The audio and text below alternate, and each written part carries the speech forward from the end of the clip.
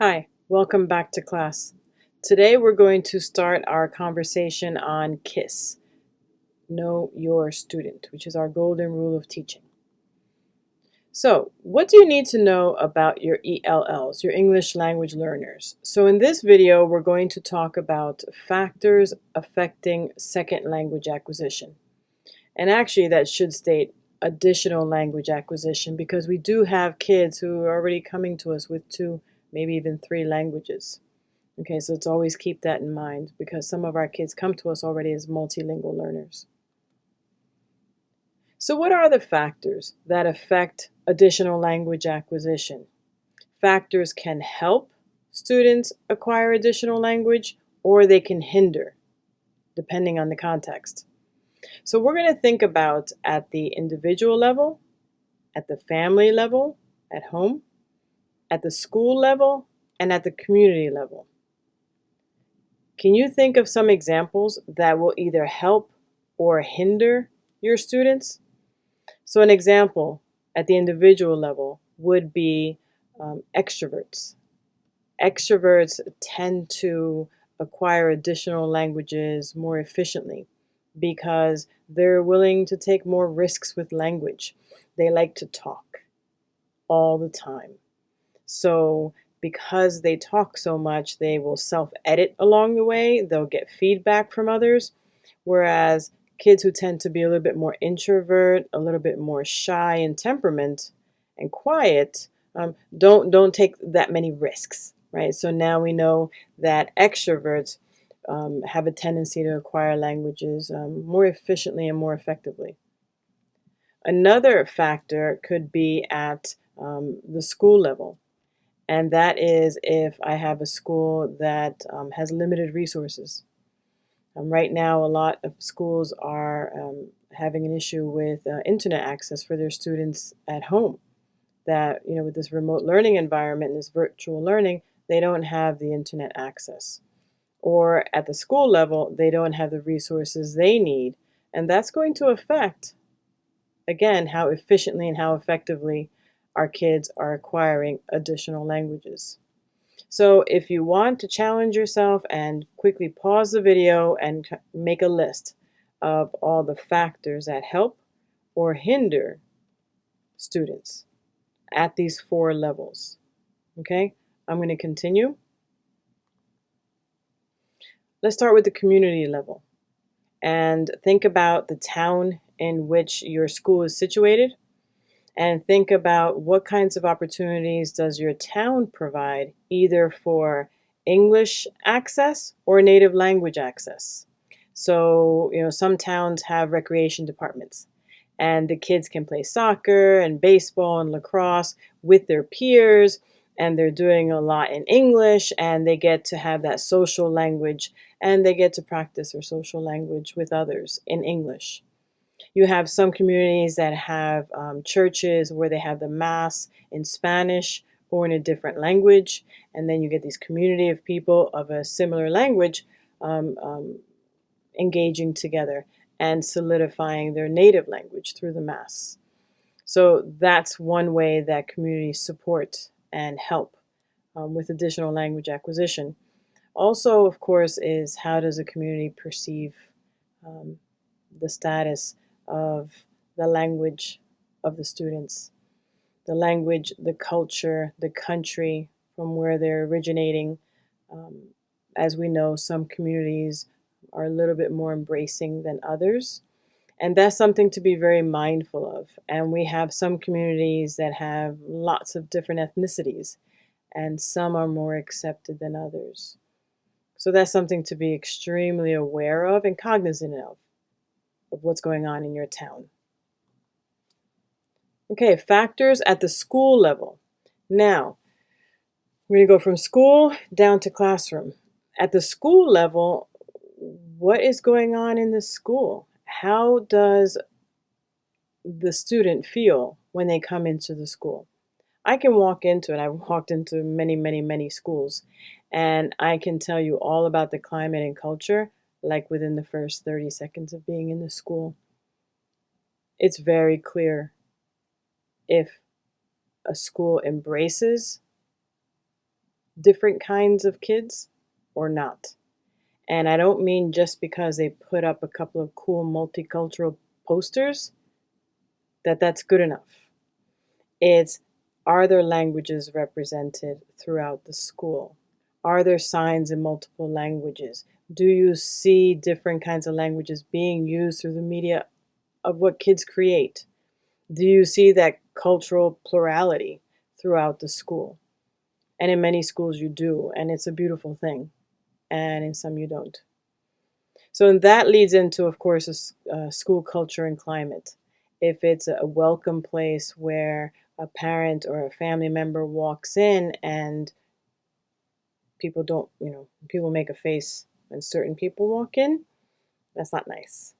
And people notice that right away. And I've seen it happen when I've seen people walk into school offices. It's been made very clear that they don't belong there. So we have to be really aware of how we are being perceived by people from the outside when they walk in, because schools should be a place where everyone is welcome and everyone feels that they belong. And that's kind of the goal of being educated. Then we talk about classroom and culture and climate as well, because I could have a school that isn't super embracing for a lot of different reasons. That doesn't mean that in my house, in my classroom, I can't create a culture and climate where all of my students feel respected. I can do that in my classroom because it's my classroom.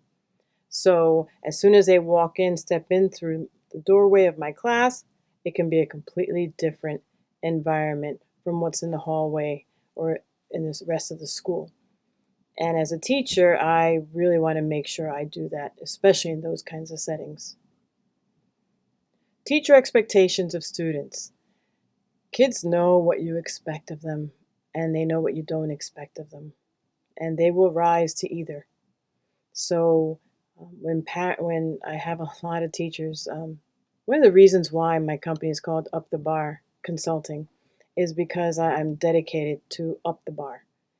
Because sometimes we live in this land of mediocrity where we don't want to push too hard and we want to take into consideration some family situations and poverty and all of these things. And I get that, of course. We want to be sensitive, we want to be appropriate, but we shouldn't lessen the goals and we shouldn't lessen the expectations.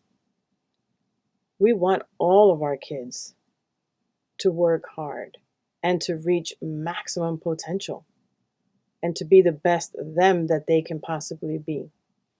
So I wanted to share, I put a note here for myself, a brag book. Let's see if I can flip this over. So one of my teachers, Tiffany Siamara, we had done this KISS class for KYS. And she went back to her classroom and she was super excited. And she shared with her families and her kids how she really wanted to take some time to celebrate their cultures and their backgrounds, because she had some beautiful kids from different countries, which were awesome. So they really embraced it and they created these posters, and the kids came into class and they shared about their cultures, and the families really helped. And the kids presented to each other, and they learned a lot about each other's cultures, different nuances, different ways to speak. So when she told me about this, I asked her to send me some pictures of these gorgeous kids and the work that they did. And it's beautiful. So because of her, I made what's called the brag book. And as soon as we get back into class, I'm asking teachers to start sending me these kinds of things, because when teachers make that effort and really go, I don't even consider the extra mile, above and beyond a little bit. And again, it shouldn't be above and beyond. This should be kind of what we do as practice, celebrating our kids and letting them bring their strengths to bear and the beauty of their cultures and their languages. So I thought that was super cool. Okay, so we're good.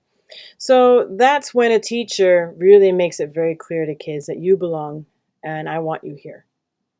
And that's the culture and climate we want to have in all of our classrooms.